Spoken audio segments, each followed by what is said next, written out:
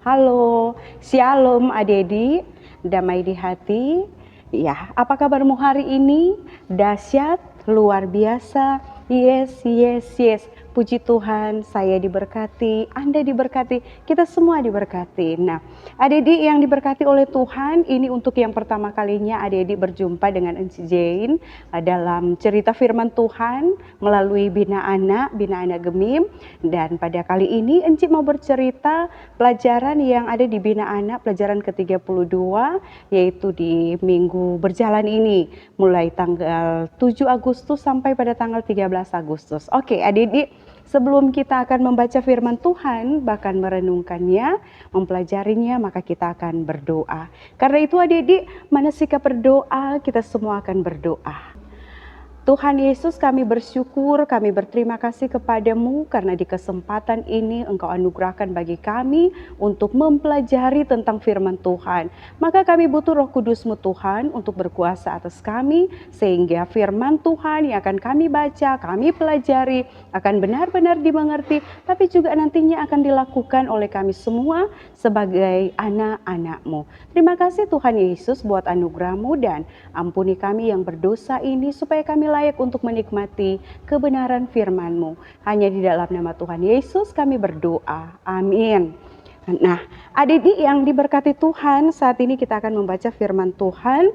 Karena itu semua siapkan Alkitab, kita akan membaca firman Tuhan, dan bacaan firman Tuhan kita di pelajaran ini adik-adik terdapat dalam Lukas pasal 18 ayat 9 sampai ayatnya yang ke-14. Jadi bacaan firman Tuhan kita yaitu dalam perjanjian baru, yaitu Lukas 18 ayat 9 sampai ayatnya yang ke-14. Oke, adik-adik, Enci akan bacakan untuk adik-adik semua. Bunyi firman Tuhan seperti ini. Perumpamaan tentang orang Farisi dan pemungut cukai. Ayat 9 adik-adik, dan kepada beberapa orang yang menganggap dirinya benar dan memandang rendah semua orang lain, Yesus mengatakan perumpamaan ini. Ada dua orang pergi ke bait Allah untuk berdoa, yang seorang adalah Farisi dan yang lain pemungut cukai. Orang Farisi itu berdiri dan berdoa dalam hatinya begini, "Ya Allah, aku mengucap syukur kepadamu, karena aku tidak sama seperti semua orang lain, bukan perampok, bukan orang lalim, bukan pesina, dan bukan juga seperti pemungut cukai ini. Aku berpuasa 2 kali seminggu. Aku memberikan 1/10 dari segala penghasilanku." Tetapi pemungut cukai itu berdiri jauh-jauh. Bahkan ia tidak berani menengadah ke langit, melainkan ia memukul diri dan berkata, "Ya Allah, kasihanilah aku orang berdosa ini." Aku berkata kepadamu, orang ini pulang ke rumahnya sebagai orang yang dibenarkan Allah, dan orang lain itu tidak. Sebab barang siapa meninggikan diri, ia akan direndahkan, dan barang siapa merendahkan diri, ia akan ditinggikan. Demikian firman Tuhan adik-adik, kita akan mempelajari bagian firman Tuhan ini. Oke, adik-adik yang diberkati Tuhan, tadi kita telah membaca bagian firman Tuhan, dan itu merupakan pelajaran kita di minggu berjalan ini. Oke, adik-adik, siapa di sini yang tahu berdoa? Iya, Anci percaya bahwa semua adik-adik tahu berdoa dan pasti senang berdoa. Nah, adik-adik, mengapa kita harus tahu berdoa dan mengapa kita harus senang berdoa? Karena doa adik-adik adalah nafas kehidupan orang yang percaya. Nah, ibarat orang kehidupan adik-adik, kalau orang Sunda aja bernafas, orang Sunda memiliki nafas, itu sama dengan hidup kita sudah mati. Nah, demikian juga dengan kehidupan orang Kristen, orang yang percaya.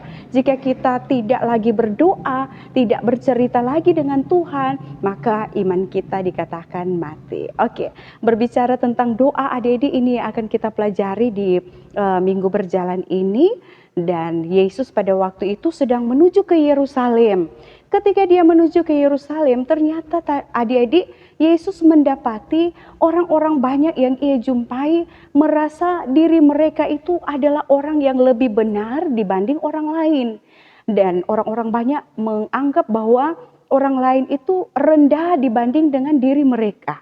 Sehingga pada perjumpaan itu adik-adik, Yesus memberikan sebuah pengajaran. Nah, Yesus pada waktu itu ketika dia bersama dengan orang banyak, pada waktu itu dia memberikan pengajaran, itu ada beberapa cara adik-adik, beberapa metode. Ada yang dengan cara berkhotbah, ada juga dengan nasihat-nasihat, tetapi ada juga dengan perumpamaan. Nah, seperti di bacaan kita di minggu berjalan ini atau di hari ini, bahwa Yesus mengajarkan orang banyak dengan perumpamaan. Nah, perumpamaan apa yang dia berikan? Yaitu perumpamaan tentang orang Farisi dan pemungut cukai. Seperti yang terlihat pada gambar yang akan Enci perlihatkan ini untuk adik-adik. Semoga jelas terlihat nih. Iya, ini adalah gambar dua orang yang pergi bersama-sama ke rumah Tuhan. Nah, untuk apa mereka pergi ke rumah Tuhan? Mereka pergi ke rumah Tuhan untuk berdoa. Tetapi adik-adik, cara mereka berdoa itu sangat berbeda seperti yang terlihat pada gambar di berikutnya ini. Ya, semoga adik-adik bisa melihatnya, dan ini adalah cara berdoa orang Farisi, sementara yang satunya adalah cara berdoa pemungut cukai. Adik-adik, kalau kita melihat cara berdoa dari kedua orang ini tentu tidak sama dan sangat berbeda, Kang adik-adik.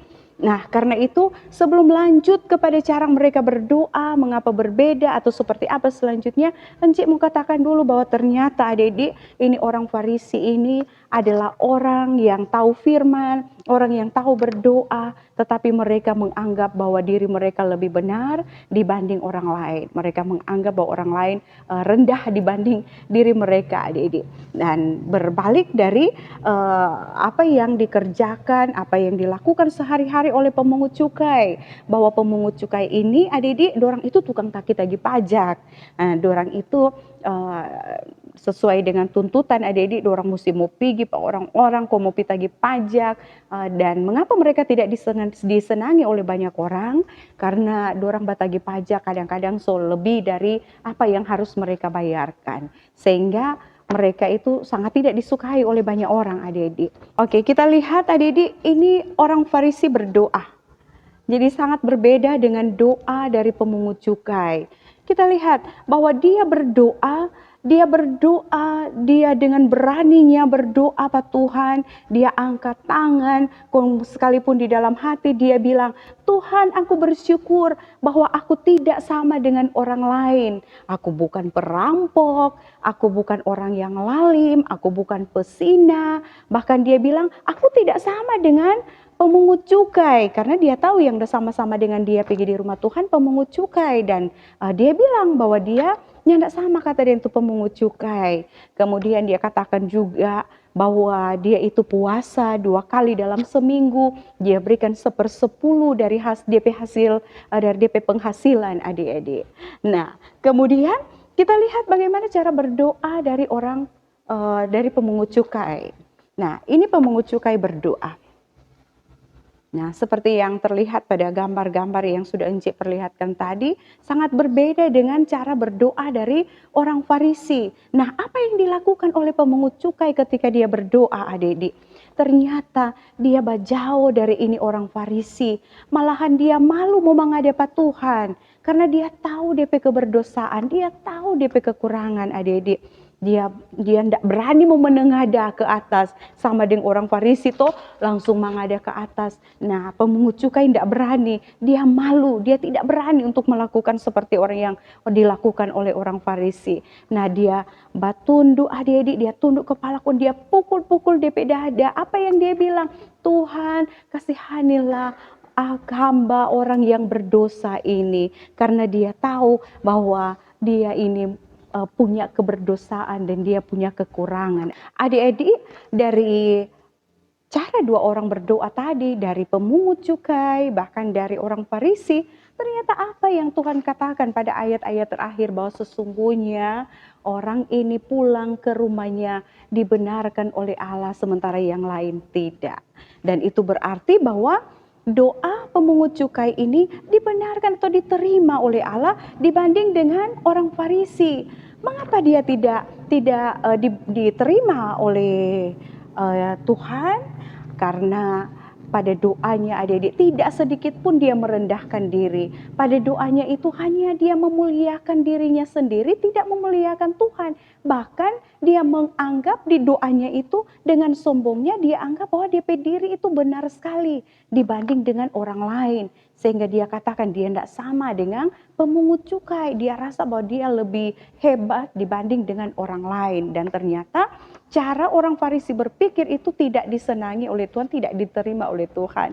Dibanding dengan pemungut cukai ini. Dalam keberdosaannya adik-adik, dia bilang Tuhan, dia akui, dia merendahkan diri betul-betul Pak Tuhan. Dia akui bahwa dia itu penuh dengan keberdosaan, penuh keterbatasan, penuh dengan kekurangan. Dia tahu yang dia bikin selama ini. Dan justru pemungut cukailah yang diterima, doa dari pemungut cukai yang diterima oleh Tuhan. Dan dikatakan pada ayat terakhir, pada ayat 14b, bahwa orang yang meninggikan diri akan direndahkan, dan barang siapa yang merendahkan diri akan ditinggikan. Ini luar biasa adik-adik. Doa memang penting. Doa memang sangat dibutuhkan oleh setiap orang yang percaya. Tetapi adik-adik perlu tahu bahwa doa juga ada doa yang benar kita sampaikan, tetapi ada yang tidak benar, ada yang diterima dan ada yang tidak diterima. Nah, bagaimana adik-adik mau tahu kalau orang berdoa itu benar dan orang berdoa itu tidak benar? Tentu kita berdoa adik-adik harus dengan sungguh-sungguh, berdoa harus dengan penuh kerendahan hati, jangan beranggapan bahwa kita berdoa ini, kita ini lebih benar dari teman-teman yang lainnya, sehingga kita berdoa ini pasti didengar oleh Tuhan. Nah, tidak seperti itu. Kita berdoa dengan sungguh-sungguh, kita sampaikan kepada Tuhan apa yang menjadi kerinduan kita adik-adik. Yang pasti sekalipun masih adik-adik punya kerinduan untuk berdoa. Atau mau berdoa for mama papa, mau berdoa for tu cita-cita, mau berdoa untuk adik-adik harapan, keinginan atau apapun itu. Nah, bagaimana cara adik-adik berdoa? Berdoa dengan sungguh-sungguh, jangan bermain-bermain adik-adik. Sehingga kalau orang berdoa sungguh-sungguh, orang berdoa dengan penuh kerendahan hati, maka doa kita pasti akan diterima.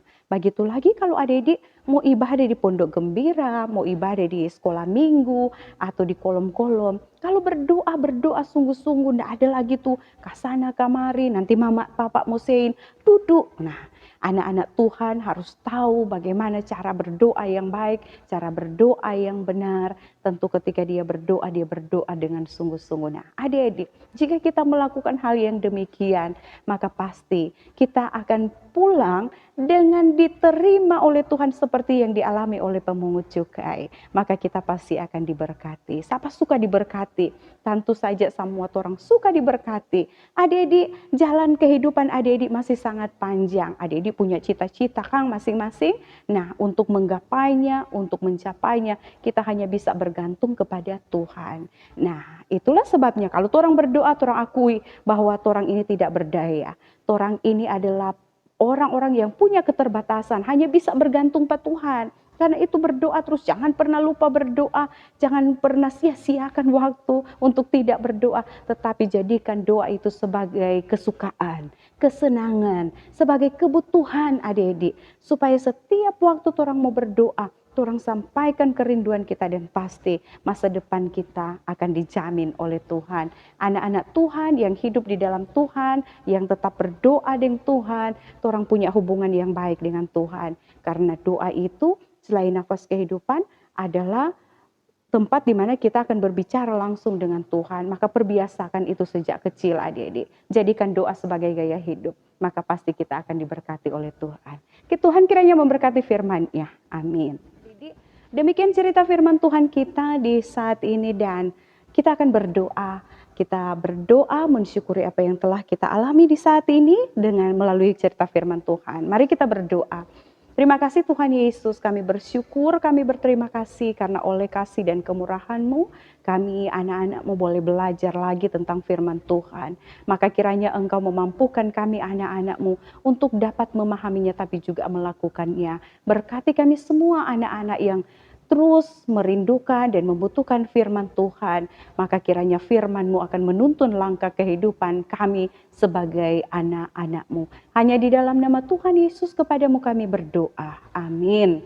Oke, adik-adik, demikian cerita firman Tuhan kita di pelajaran 32 ini. Kita akan jumpa lagi pada pelajaran selanjutnya dan Enci berharap bahwa semua adik-adik tetap dalam keadaan sehat, kuat, dan tetap diberkati oleh Tuhan. Shalom.